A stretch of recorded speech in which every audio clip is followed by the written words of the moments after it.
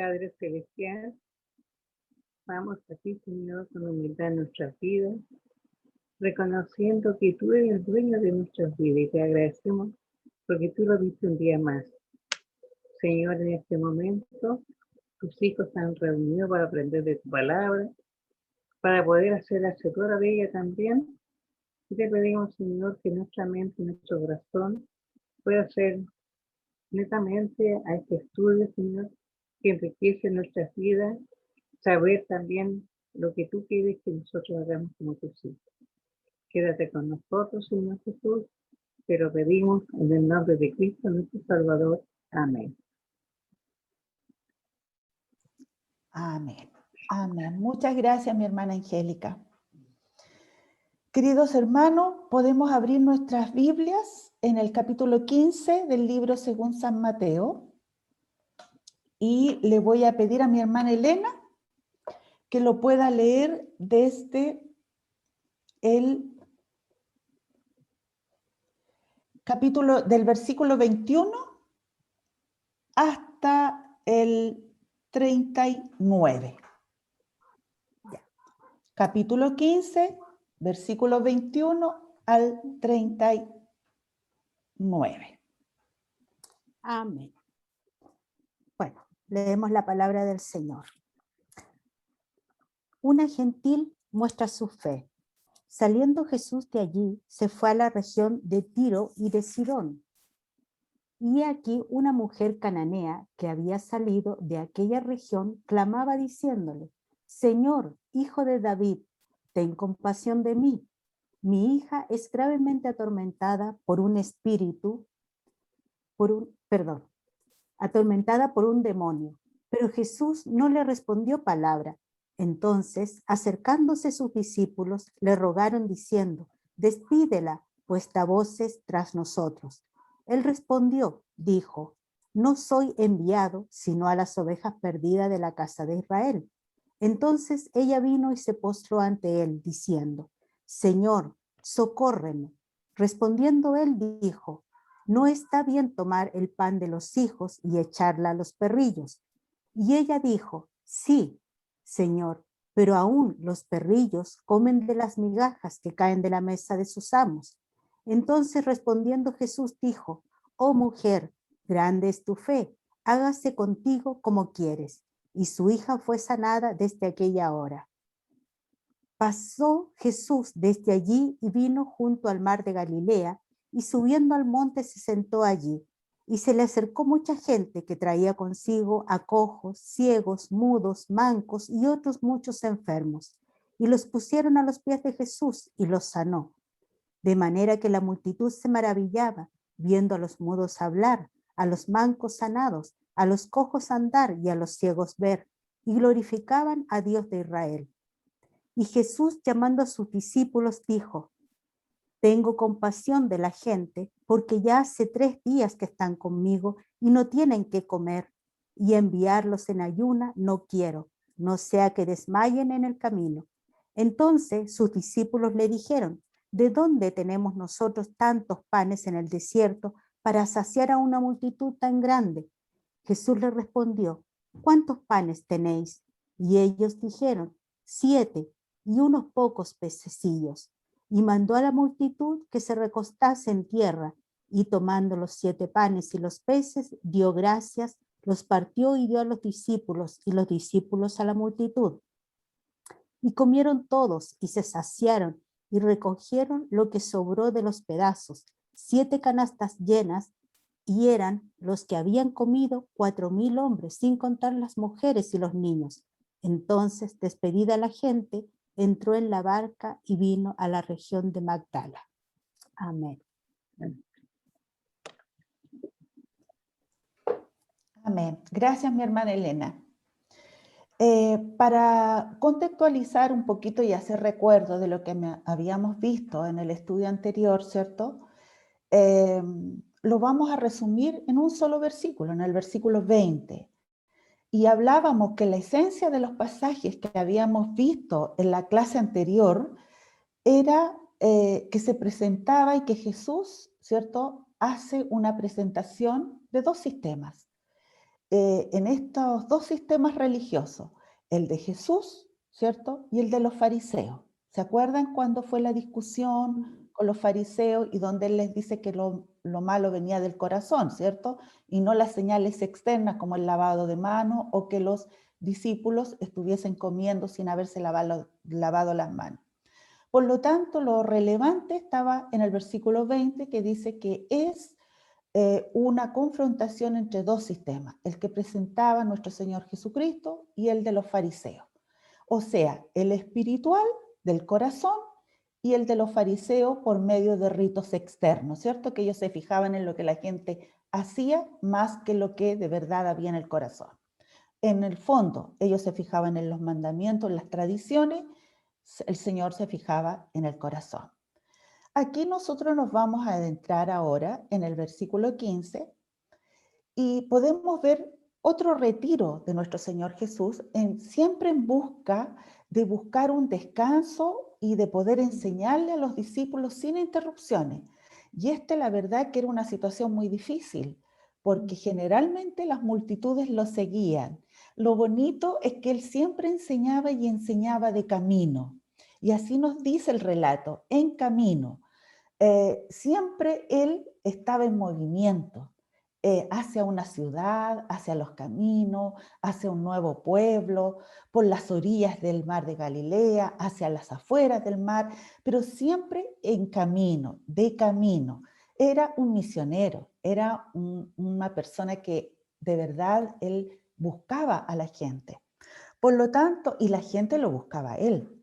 Y él buscaba estar a solas y alejarse un poco de la persecución que tenían contra él. Él fue muy perseguido, tanto por la gente que venía de la jurisdicción de Herodes, ¿cierto? De la vigilancia que tenía de los fariseos y del fanatismo de las multitudes. Por lo tanto, cuando él anhelaba poder estar un tiempo a solas con sus discípulos, buscaba retirarse y poderles explicar cosas a ellos. Este pasaje me gustó muchísimo y quise que lo viéramos porque en el Nuevo Testamento Jesús ataca la exclusión. Y este es el reflejo de lo que cómo él quiere evitar la exclusión. Él mismo era una persona que era marginada, que era perseguida por el poder religioso, por el poder político. Él vivía fuertes conflictos. Frente a lo que era la persecución de los fariseos, de los seduceos, de los escribas, ¿cierto? Que habíamos visto en los capítulos anteriores. Sin embargo, el criterio de Jesús siempre era hacer la voluntad de su Padre. ¿Cuál era la voluntad del Padre? Ayudar a todos los que estaban necesitados. Y él se compadecía, decían las Escrituras. Se recuerdan que veíamos que como él se compadecía era algo que venía del corazón, de adentro, que se estremecía, dice la palabra desde la traducción del griego, se estremecía por ayudar a los demás. ¿A quiénes? A los pobres, a los excluidos, a las viudas, a los extranjeros, al huérfano, a la mujer. El mundo de Jesús era de los excluidos y de aquellos que eran marginados. Por lo tanto, él marginado, como que dejaba sin considerarlo. Los curaba, los sanaba, los escuchaba, les devolvía su identidad, su dignidad y les recuperaba su condición de hijos. En este retiro con los discípulos, vamos a ver que se produce o se realiza en otro lugar ahora, no como veíamos en los capítulos anteriores, que se realiza muy cerca de la frontera de Galilea. Por lo tanto, todos los que venían a escucharlo en los pasajes anteriores eran generalmente judíos. En esta oportunidad vamos a ver cómo acá se presenta un tema como la exclusión o la problemática social que siempre ha estado presente a lo largo de toda la historia de las Escrituras. Y aquí vamos a poder ver el caso de una exclusión considerando que él va de camino. Y en en el fondo va de camino hacia la frontera entre Galilea y los Fenicia, y el sector de Fenicia, que estaba a unos 50 kilómetros de Capernaum. Específicamente, ahí habían 3 ciudades que eran muy importantes, que estaba Biblos, Tirón y Sidón, y eran de pueblos gentiles, no eran judíos, eran de gente, ciudades que se destacaban por un comercio, y un comercio con la madera específicamente, que era la de cedro, mucho comercio que servía para la construcción, también se extraían resinas de perfume, incluso a Tiro, la ciudad de Tiro se le llama la hija de Sidón. Y acá podemos ver que en el ámbito bíblico siempre los relatos nos cuentan cómo era tratada la mujer, los pobres, los enfermos, los leprosos, y lo podemos ver en las escrituras que siempre fueron marginados y sacados fuera de las ciudades. En esto que nosotros estamos viendo en esto, no hay ninguna diferencia. También son afectados por la discriminación, el rechazo y la indiferencia o la no aceptación. Este encuentro con esta mujer llamada cananea en algunos textos, ella venía de un pueblo sirofenicio. Cuando Jesús iba de camino a Tiro y a Sidón, a estas ciudades que yo les decía que eran de gentiles, ella era una mujer pagana, no era judía. Esta pobre mujer estaba alejada de la ciudadanía de Israel, por lo tanto estaba ajena a los pactos de la promesa. Ella acude a Jesús, como recién leíamos en el relato, y recurre a Jesús buscando ayuda para su hija, que es muy probable que la definición del término que se usa genéricamente en griego significaba que era una niña pequeña. Y esta mujer quería sanación para su hija porque estaba siendo atormentada por un demonio. El autor del libro de Mateo relata algunos aspectos muy interesantes que ustedes tengan en consideración. Primero, nos describe que era una mujer que venía de un determinado lugar, que era Sirofenicia o Cananea, que se refiere pagana, gentil, de un pueblo que no era heredero de la promesa de la cual Jesús hasta ese minuto iba a proclamar para su pueblo. El clamor que esta mujer tiene era incesante. Seguramente daba gritos, ¿cierto? Pidiendo ayuda. Y eso se deduce por el verbo del tiempo imperfecto en el cual está la palabra. Y la mujer se dirige a Jesús. Y es interesante este tema también porque ella, a pesar de ser gentil, le utiliza un término mesiánico. Le dice, Señor, hijo de David. Significa que ella lo identificaba.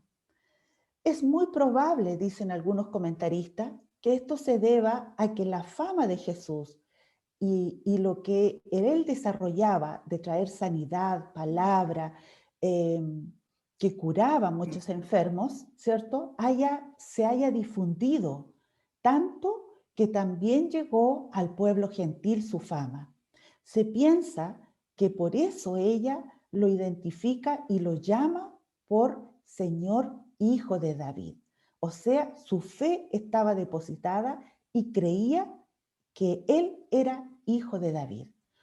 ¿Cómo ella se entera de esto?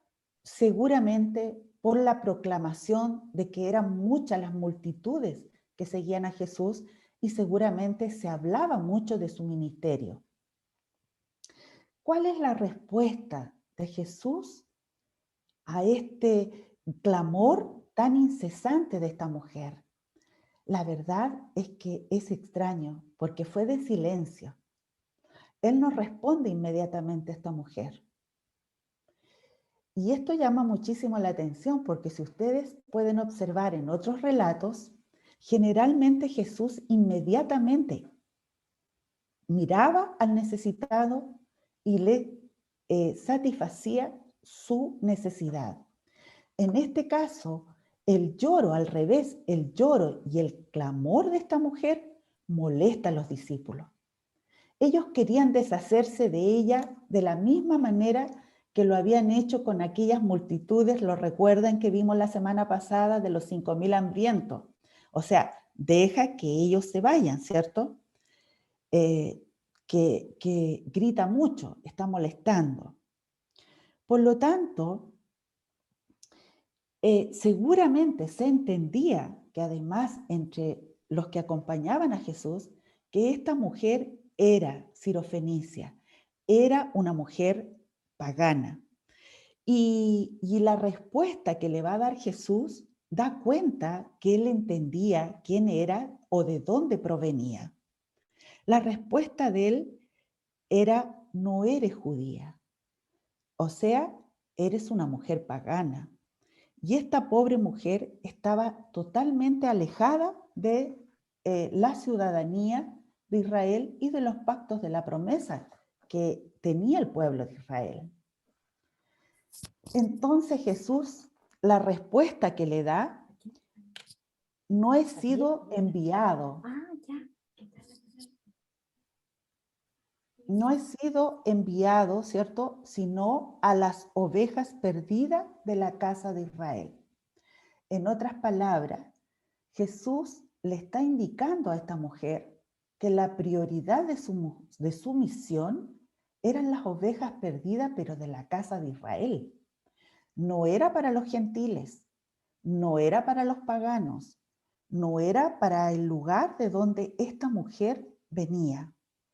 Por lo tanto, este encuentro es tremendamente profundo, porque estamos hablando, y así el autor lo relata, no estamos hablando, ni el relato nos habla del milagro, no hace énfasis en el milagro que va a hacer Jesús sobre su hija, sino habla del encuentro de esta mujer que el relato nos identifica de dónde viene, de una ciudad pagana, que no era hija de la promesa, que no era de Israel, y esto ya era muy extraño, ¿verdad? Porque normalmente se relataba el milagro solamente. Y por tanto le explica a ella que no era la prioridad de su misión hacer eso. ¿Cuál es la respuesta de esta mujer? Esta mujer dice: sí, Señor, pero también los perrillos comen de las migajas que caen de la mesa de sus amos. La respuesta de esta mujer fue en humildad. Dice que se postra a los pies de Jesús, ¿cierto? Cae a los pies de Jesús y ella le da una respuesta de que aún los perrillos. Y este término es muy interesante porque se supone que en este caso eran llamados el celo de la ciudad entre los judíos y estos pueblos o ciudades que estaban muy cercanos. Había una barrera muy importante y que era bastante difícil de superar. Los judíos, al no querer a los gentiles, llamaban a esta zona los perros gentiles o los perros infieles. De modo que si Jesús se dedicaba a atender a los tirios o a los sidonios, se iba a desatar un gran problema y una gran tormenta. Por lo tanto, aquí había un trasfondo histórico en donde estaba lleno y pleno de materialismo y de paganismo. Por lo tanto, esta pobre mujer, al ver esto y saber que a ellos se les llamaba los perros o perros infieles por el pueblo israelita o por el pueblo judío, la respuesta de ella le dice: pero no está bien tomar el pan de los hijos y echárselo a los perrillos. Jesús, en lugar de usar un término que pareciera a nosotros, ¿cierto?, fuerte, de que ella con tanta necesidad va donde él, y en lugar de que él les diga: mira, mujer, la verdad es que yo no vengo hacia tu pueblo, yo vengo primeramente hacia la casa de Israel. Pero él, en lugar de utilizar el término como lo usaban peyorativamente, los israelitas, perros, él le dice perrillos. Y perrillo era como algo pequeño, querido por su amo y que siempre estaba cerca o a los pies de su amo. Por lo tanto, él también utiliza un término tratando de darle un poco más de suavidad a un término tan duro que se usaba contra estas ciudades. Y aquí podemos ver nosotros cómo existe la exclusión, cómo en ese entonces existía esto de mirar a otros mal, de no aceptar a otras personas. Y acá se produce algo muy interesante, porque la respuesta de ella fue absolutamente de no discutir con él, de no recriminarle que no lo quisiera hacer, sino que se lanza a sus pies en un acto de humildad y de desesperación. Esto es muy interesante, queridos hermanos, porque significa que Jesús hasta este minuto, él venía para las ovejas perdidas de la casa de Israel. El encuentro con esta mujer sirofenicia, usted va a ver que de aquí en adelante el ministerio de Jesús se abre hacia los gentiles. Nosotros podemos ver que acá se abre una puerta que va a ser una historia de salvación para todos hoy. Ya no es solamente para un pueblo. Ahora es para todos, todos aquellos que necesitan salvación.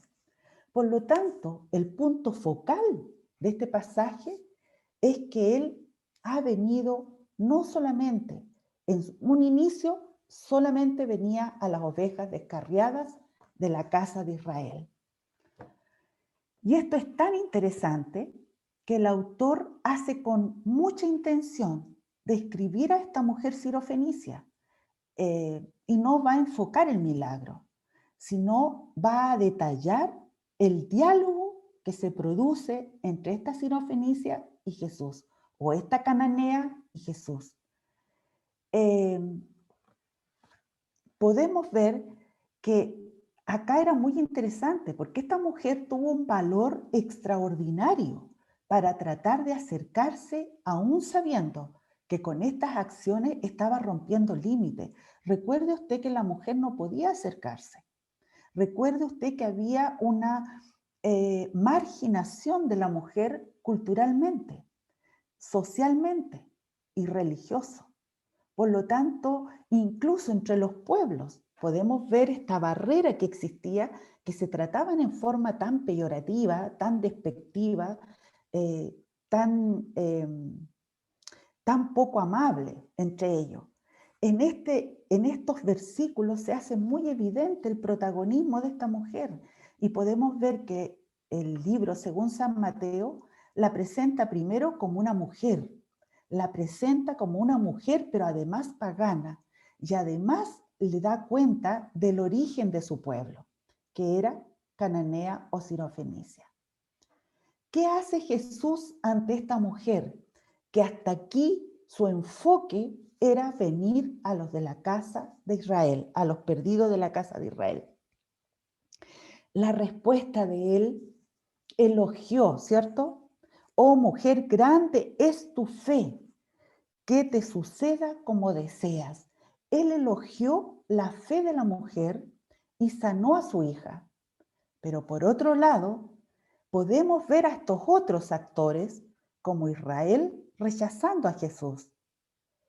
O podemos ver, ¿cierto?, a los mismos discípulos que le decían, despide a esta mujer. Mira, está haciendo mucho escándalo, tal vez, o está metiendo mucha bulla. Pero él se mantuvo fiel en dar la primera oportunidad a su reino. Acá se produce una controversia, porque que se ha estudiado mucho. ¿Por qué Jesús dice estas palabras? ¿Es que acaso la salvación en sus inicios no era para todos? ¿Acaso su prioridad era solamente para los de Israel? Eso seguramente hubiese sido así, pero el reino de Dios es para todo. Y aquí es donde se produce lo maravilloso que esta salvación a través de esta mujer nos llega a todo.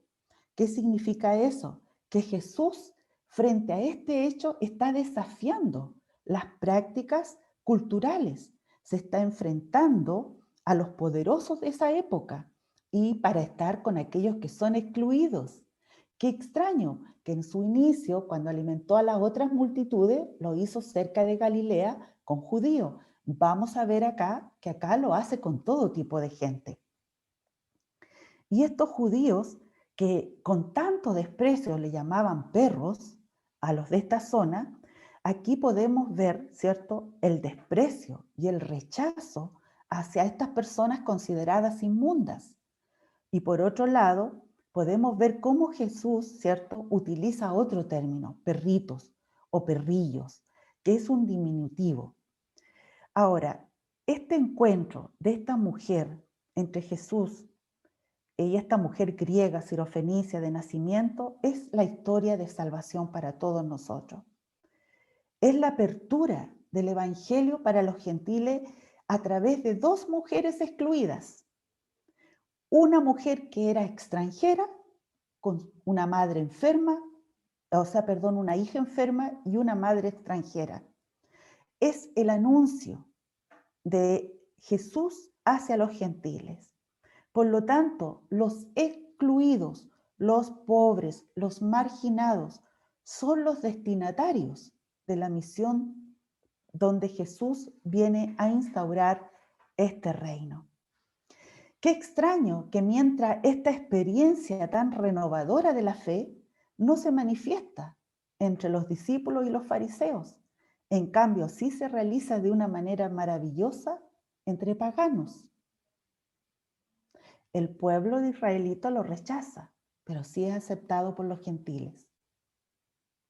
No vine, ¿cierto? No me aceptaron para los cuales yo fui llamado, pero sí me aceptaron otros. Este es el punto focal de este pasaje de la casa de Israel. Él escuchó a esta mujer y de este modo abre su misión. Jesús abre su misión para todos, para los paganos que van a disfrutar de esta misión. Y los israelitas han despreciado este don de Dios al rechazarlo.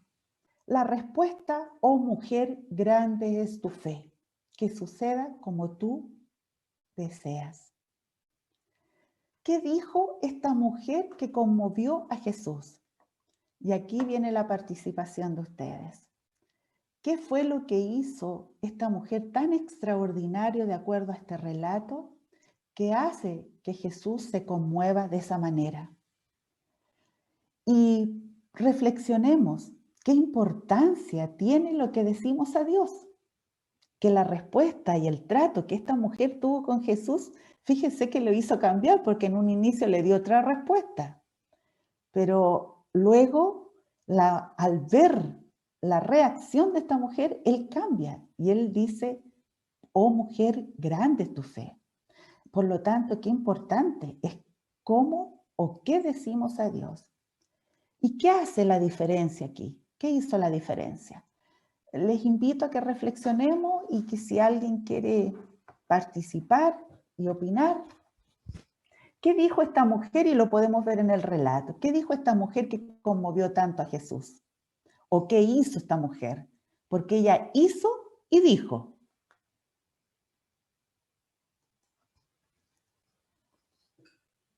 Hermana Elena.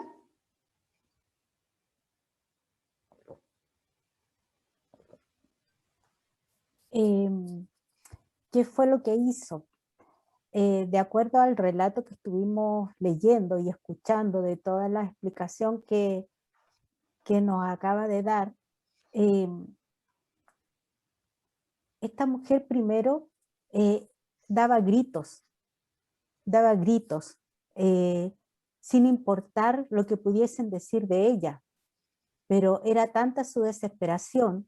Me imagino yo trato así como de contextualizarla, me imagino una mujer que tiene que haber escuchado hablar del Señor, y porque tengo entendido que ella era griega.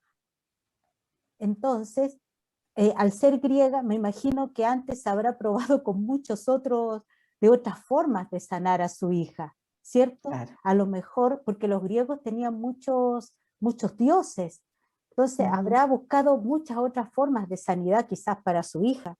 Entonces, pero escuchó ella que venía Jesús y que estaba en una región que no correspondía. Entonces, ella daba gritos al Señor en su desesperación por buscar la sanidad de su hija. Pero acá, cuando le dice, Señor, hijo de David, ahí, como bien tú lo dijiste, hermana, hace mención lo reconoce como el Mesías esperado, al Amén. decirle hijo de David, ¿cierto? Y lo reconoce como el Salvador, como el Mesías esperado. Entonces, pero el Señor como que no le escucha mucho. Entonces, después, pero ella llega con mucha humildad, aún sabiendo y reconociendo la soberanía del Señor. Ella llega, me imagino yo, en una desesperación tan grande por lo que le acontecía a su hija, y con tanta humildad que ella se postra a los pies y le dice, sabiendo que ella no merecía nada, que ella a lo mejor era indigna de que el Señor pudiese hacer un milagro en la vida de su hija y en ella, pero ella aún así se lo pide, y se lo pide con una fe tan grande que yo creo que eso fue lo que más conmovió al Señor.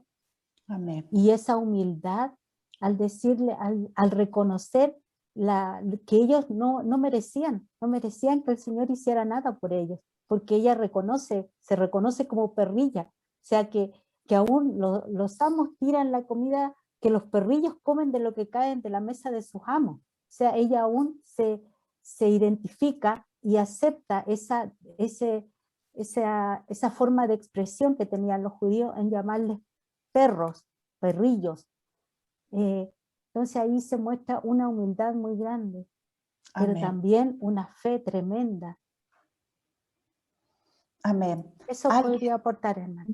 Muchísimas gracias, hermana Elena. La verdad es que sí, es así, ¿cierto?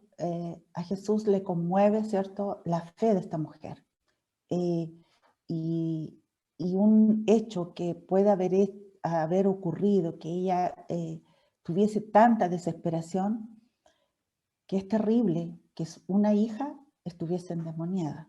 O sea, tiene que haber visto mucho sufrimiento en su hija, y eso la hace, ¿cierto?, de que ella busque con desesperación, y en esa desesperación con fe en Él y con humildad. Bien, muchas gracias, hermana Elena. Muy completo el resumen. ¿Qué importancia creen ustedes que tiene lo que decimos a Dios? A ver si algún hermano también puede contribuir. Bien, decía, ¿qué importancia tiene lo que decimos a Dios? Eso sería para que lo reflexionáramos. ¿Cree usted que la actitud con que nosotros tenemos ante el Señor y que a Dios aquí hay evidencia que sí le importa cómo decimos las cosas? ¿Qué piensa usted? Porque ¿qué hace la diferencia en este relato?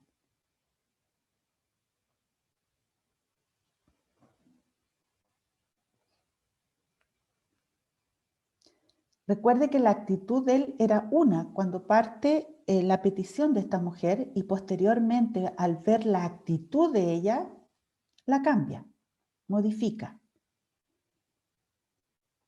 Hermana Cecilia, Hermana Magali. sí, yo creo que tiene importancia cómo nosotros nos expresamos o cómo, en este caso, cómo clamamos al Señor.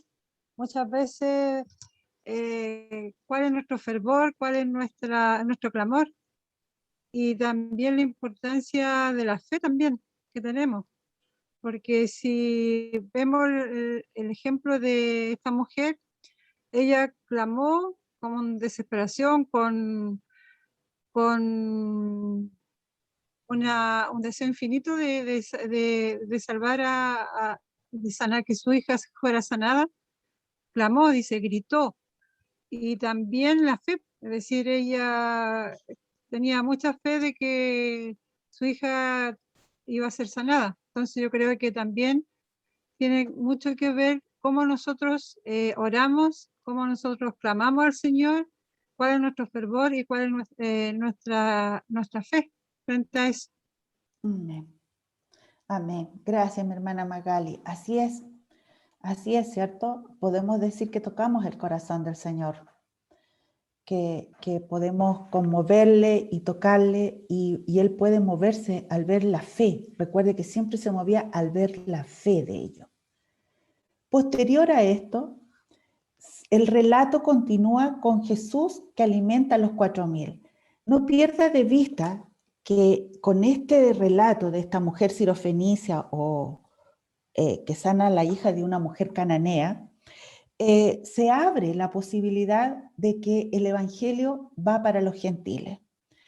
Y por tanto, el relato continúa, dice, Jesús sana mucho junto al mar de Galilea. Pasando Jesús de allí, vino junto al mar de Galilea, subió al monte, se sentó allí y vinieron grandes multitudes trayendo consigo cojos, lisiados, ciegos, mudos, muchos enfermos. De modo que la muchedumbre se maravilló al ver que los mudos hablaban, los lisiados quedaban restaurados, los cojos caminaban y los ciegos veían y glorificaron al Dios de Israel. Aquí nuevamente estamos viendo la ruta que toma Jesús.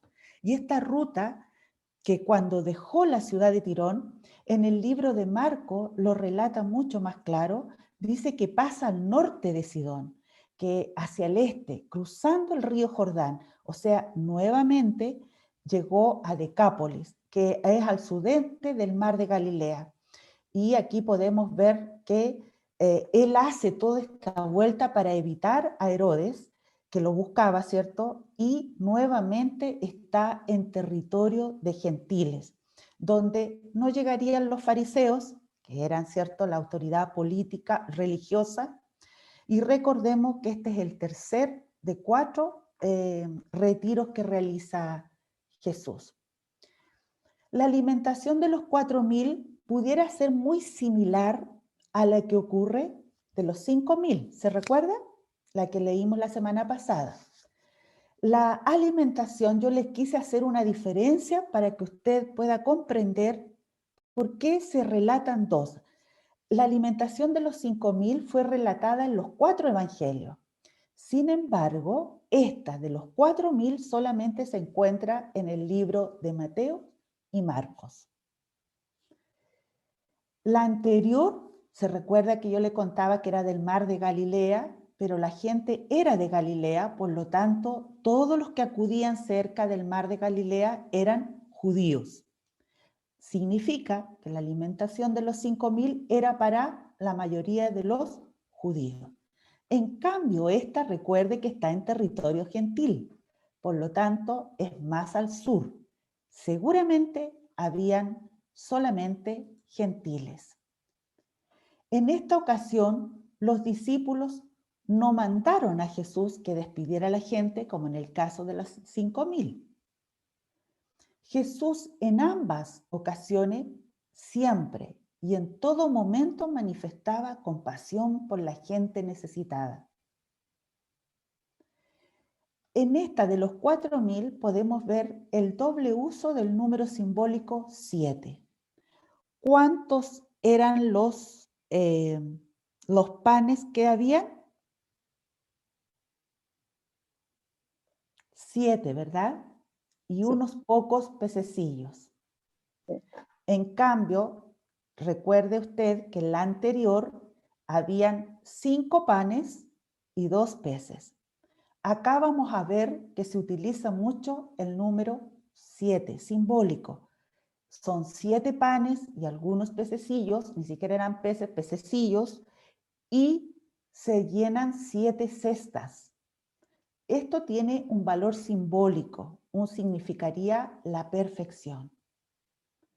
La provisión satisface plenamente, dejando sobras abundantes, y son 7 cestas que quedan llenas. Estas dos alimentaciones que podemos ver acá, vemos primero la compasión de Jesús por las personas. Él dice, tengo compasión de las multitudes, porque ya hacen 3 días que están conmigo y no tienen qué comer. No quiero despedirlos sin comer, no sea que desfallezcan en el camino. Miren toda la preocupación de él. Y los discípulos, la respuesta nuevamente. ¿Y dónde vamos a conseguir? ¿Dónde vamos a sacar en el desierto para toda esta multitud? Esta es una tremenda enseñanza para nosotros, porque la provisión se satisface plenamente cuando es dejada en las manos del Señor, dejando sobras abundantes, que significa que en ambas alimentaciones siempre dependemos de Él. Si nosotros cooperamos con Él, con los pocos recursos que podamos tener, alcanza y sobra. Por lo tanto, en este caso comieron 4.000 hombres, sin contar niños y mujeres. Resumen. La gente, queridos hermanos, siempre se enteraba de su presencia y trajo siempre a los pies de Jesús numerosos enfermos, inválidos. Jesús sanaba a todos. La compasión y el poder sobrenatural de Jesús estableciendo el reino de Dios estaba siempre presente ante la necesidad humana. Llevó a la gente que las multitudes lo glorificaban reconociendo que en él obraba Dios. Otra vez podemos ver la receptividad o la prontitud para alabar a Dios de parte de los gentiles. Y nos queda, ¿verdad?, esta sensación tan contrastante con la animosidad y el rechazo y la persecución y la exclusión que hicieron con Jesús y que los judíos manifestaron hacia el Hijo de Dios. Aquí este relato yo quise que nos detuviéramos porque habla de exclusión, habla de marginación, habla de lo que la iglesia no puede hacer, sobre todo con aquellos que tocaban el corazón de Jesús, que eran todos aquellos que eran los excluidos.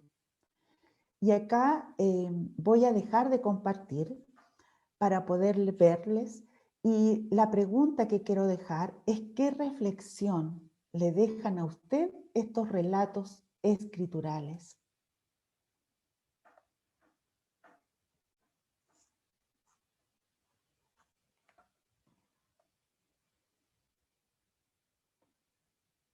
¿Usted alguna vez había leído este pasaje y se había dado cuenta que fue el inicio para la predicación a los gentiles?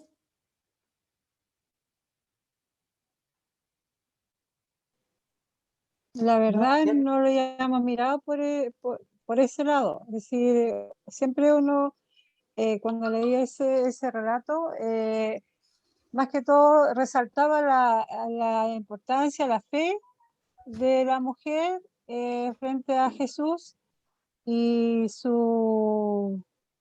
el hecho de clamar y la fe.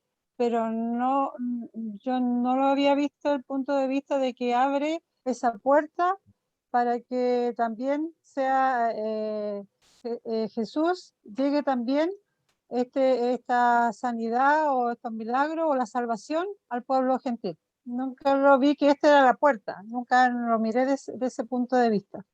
Siempre uno lo rescata en el sentido de la fe de la mujer, la perseverancia, pero nada más que eso, no lo había visto así de esa forma.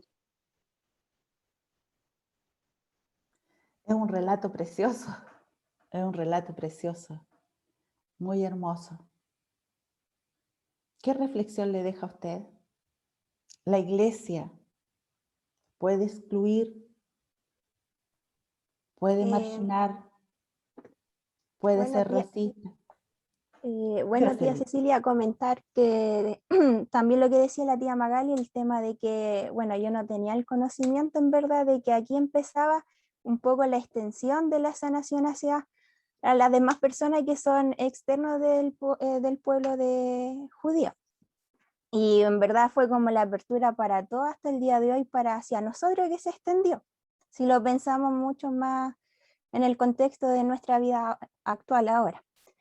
Y bueno, lo que habla usted sobre el tema de la exclusión, aquí nos da un ejemplo de que la iglesia no tiene que ser exclusiva, o decir, dejar de lado a ciertas personas que a veces nosotros categorizamos, que no cumplen los estándares que nosotros religiosamente muchas veces caemos, porque el Señor ahí a través de este texto nos demuestra cómo en verdad Él también abre su reino para aquellas personas también, para su salvación y también para su sanación. Eso. Muchísimas gracias, Jocelyn. Así es. Esto es la apertura para la salvación. También hace sanación, pero era la salvación también para los gentiles. Recuerde que la respuesta de él dice eso. Yo vengo, ¿cierto?, a traer salvación a las ovejas perdidas de mi pueblo, o sea, los judíos. Y es así. Nosotros no podemos hacer distinciones entre los seres humanos por raza, por color, por nivel educacional, por nivel económico, por elitismo, no sé, por capacidades físicas. Ante el corazón de Dios, si nosotros llegamos, éramos los marginados, éramos aquellos, ¿cierto?, que estábamos carentes de todo y que Él vino a traer esto a nuestras vidas. Por lo tanto, somos privilegiados. Y es muy bonito porque nosotros con nuestra hermana Angélica lo veíamos cuando íbamos a Cristo en la calle, ¿cierto? Muchas de las personas que nos veían haciendo ese trabajo nos decían, ¿y para qué les dan alimento a estas personas? Y se molestaban algunas, ¿cierto? Decían, si todo esto son aquí, son allá, ¿no?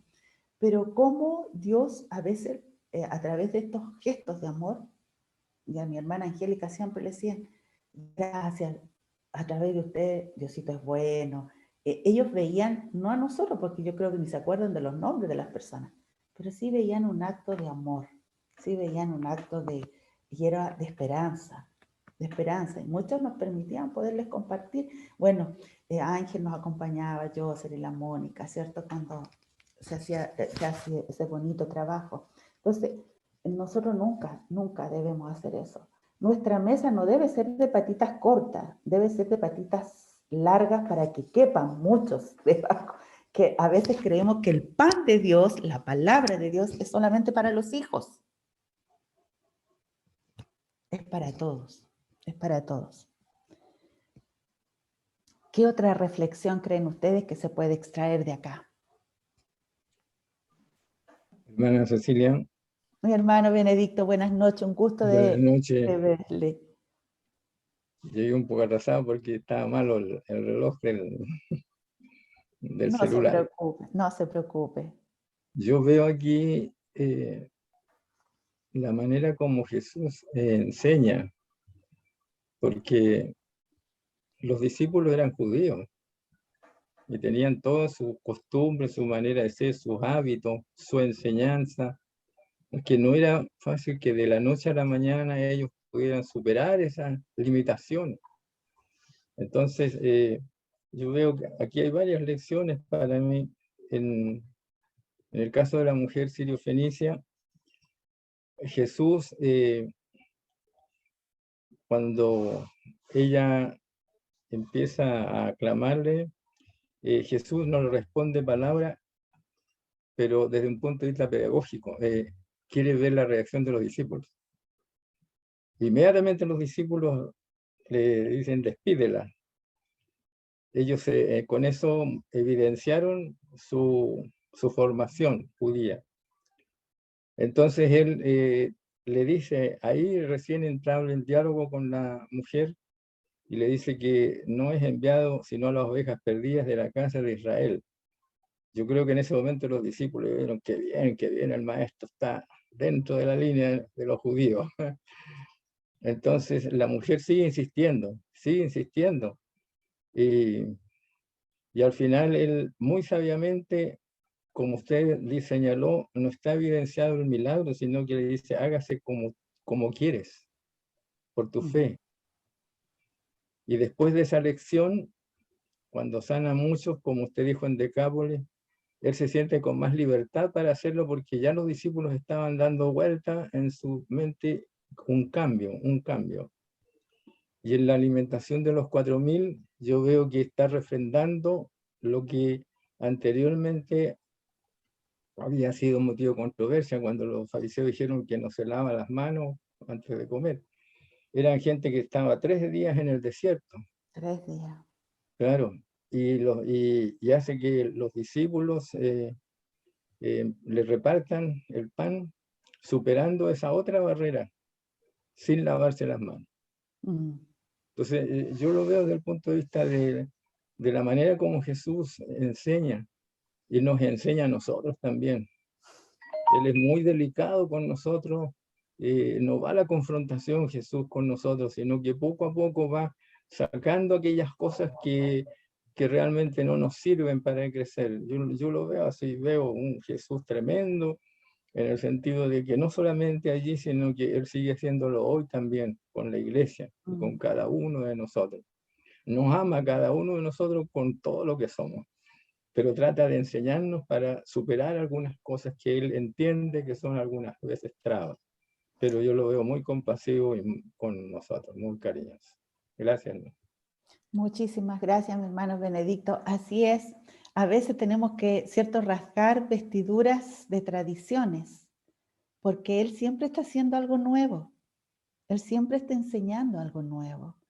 Y a veces nosotros en nuestros esquemas somos tan estructurados y muchas veces pecamos de lo mismo. Es decir, no, es que la palabra lo dice así. Entonces, pero Él, como dice mi hermano Benedicto, es tremendamente compasivo. Él, fíjese que ni a nosotros nos tiene una paciencia infinita. Por tanto, nosotros con mayor razón, si de gracia recibimos, de gracia también debemos entregar, pues, porque nosotros hemos recibido de gracia. Así que yo siento que Él, como dice mi hermano Benedicto, en todo momento, siempre, toda instancia que vive, la ocupa para una enseñanza. A sus discípulos tenía que enseñarles a quebrar tradición. Recuerde cómo eran los judíos, tradicionalistas. Ellos se guiaban absolutamente por lo que decía la ley. Y ellos, como todos sus discípulos eran judíos, tiene que haber sido muy complejo para ellos. Recuerde que ni siquiera les gustaba pasar por pueblo, como pasó con la mujer samaritana. Hacían una vuelta mucho más larga, pero no querían entrar por pueblo samaritano. Pero sin embargo Jesús un día dice, no, voy a pasar por... Y pasa a ese pozo donde se encuentra con esta mujer samaritana, que es la que también comienza a difundir, ¿cierto?, el evangelio, esta palabra de salvación a su propio pueblo, a los samaritanos, que se odiaban con los israelitas. Entonces, cuando nosotros hablamos hoy día de exclusión, de la no aceptación de ciertos países o costumbres, no podemos olvidar que también estas cosas se vivieron y se ven dentro de las escrituras, pero sin embargo, ¿qué vino a hacer Jesús? A quebrar eso, a darle un rol también a la mujer. Recuerde que esta mujer tuvo que haber sido muy valiente para haberse acercado a él, que era un judío, ella una pagana, y haberle ido a pedir ayuda. Yo me imagino que también Jesús estaba entrando en un problema, porque lo estaban siempre vigilando. Él era el primero de los excluidos, de los perseguidos. Lo estaban siempre vigilando, siempre observando. Pero sin embargo, nada impidió que él hiciera el bien. Nada impidió. Como muchas veces, ¿cierto? A veces uno quiere hacer las cosas de una manera y a la gente le parece mal y uno quiere lo mejor, pero nada a él le impidió hacer el bien. Nada. No sé si alguien más quiere comentar algo. Yo quería decir algo cortito. Hermana Mónica, no, tranquila. Bueno, yo creo que los discípulos, ellos tenían, como dice usted, una estructura, una costumbre tradicionalista que ellos era su ritmo de vida. quizás nosotros, voy a empezar hablando de, quizás nosotros también muchas veces nos enmarcamos mucho, hablábamos en la clase anterior de la escuela bíblica, en la estructura de los reglamentos de nuestra iglesia, y que muchas veces nos impiden avanzar más allá por lo mismo. Sin embargo, esta mujer, ella rompió su esquema, porque se pasaron los límites, es decir, no se quedó ahí. Quizás nosotros a veces optamos por el camino más fácil, el camino más cómodo, pero el Señor nos dice al revés. Y esa mujer aceptó, ella no se quejó, es decir, aceptó que la hagan sentir como los perrillos que le llamaban, pero ella era también su propósito de que su hija fuera salva, o sea, sanada, y qué mamá no haría eso, o sea, suplicaría, haría lo posible, lo imposible por lograr ese objetivo. Y bueno, y el Señor viene a curar a la vida, a restaurar a las vidas, y nosotros también nos invita a hacer puente entre esa gente necesitada y con Dios, para que Dios pueda ir obrando, ir también restaurando otras vidas que necesitan del Señor. Que Así es. eso es más que nada lo que yo me está quedando, estoy reflexionando, estoy pensando, y creo que el Señor siempre nos está pidiendo algo más Sí. podemos hacer. No hacer esas distinciones, sino que, como decíamos el otro día, que en general somos todos hijos de Dios, y ante los ojos de Dios somos iguales. Es decir, no hay diferencia. El Señor no va a decir porque tú tienes más estudio, porque tú eres mejor o te viste mejor, sino que va a ver el corazón de Amén. las personas, la humildad que hay en el corazón de Amén. cada uno de sus hijos. Bueno, eso es lo que he aprendido, lo que estoy rescatando de esta clase, y lo agradezco. Amén. Gracias, querida Mónica. Muchísimas gracias. Así es, pues, tienes mucha razón. Dios no hace exclusión, dice que envió a su Hijo al mundo para que todo aquel que en Él crea tenga vida eterna. Él no vino a condenar a la humanidad, Él vino a salvar a la humanidad. Él no vino a condenarla.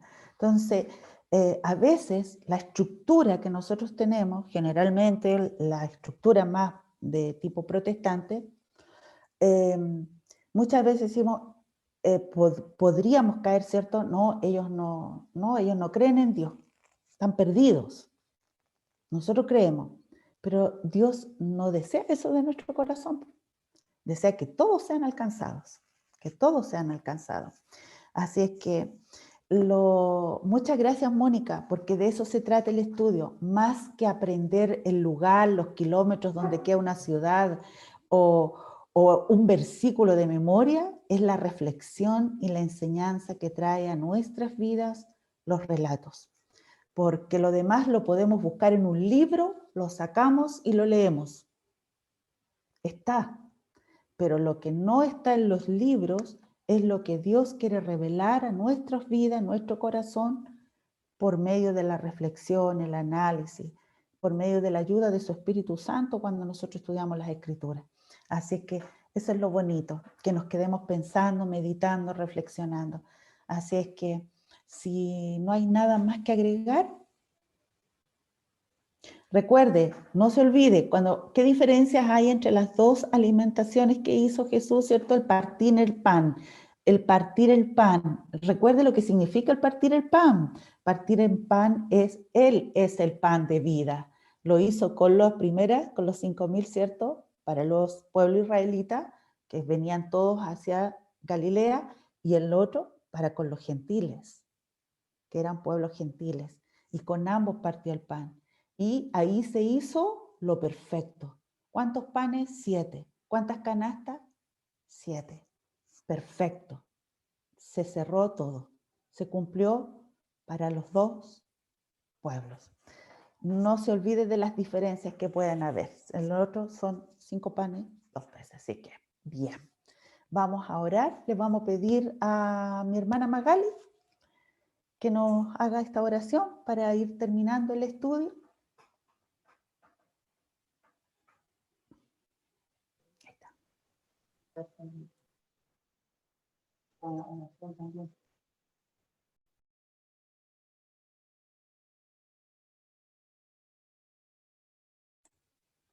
¿Qué pasó, mi hermana Angélica? ¿Quieres decir algo? Ahora no podemos. No podemos hacer esa cosa. Ah, pero habla. No, que se puede hablar por el pastor, dice. Porque conversé con él ahora en la tarde y estaba muy obstruido otra vez.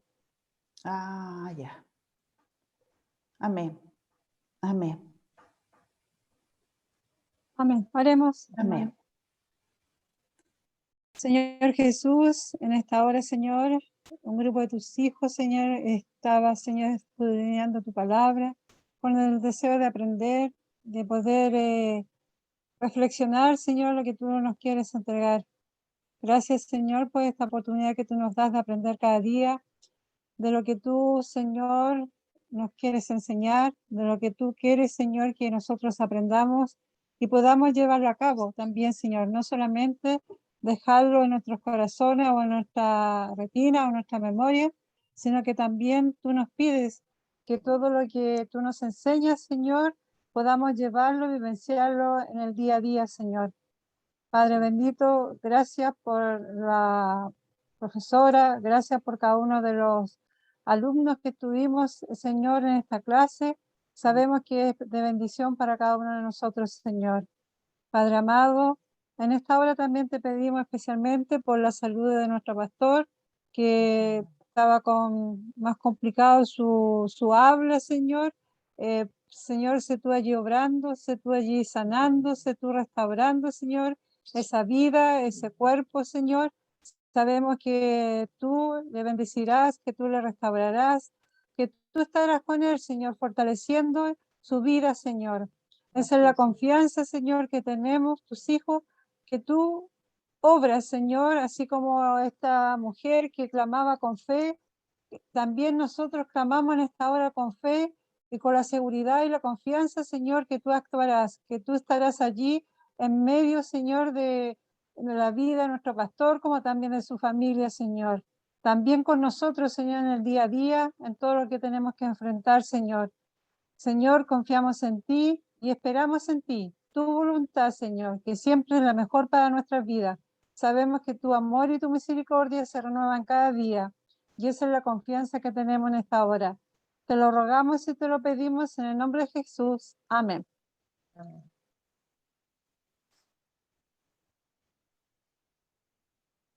Ahí está. Amén, queridos hermanos. Un gusto, como siempre, verles, de haber compartido estos momentos, de que nuestro corazón queda llenito, ¿cierto?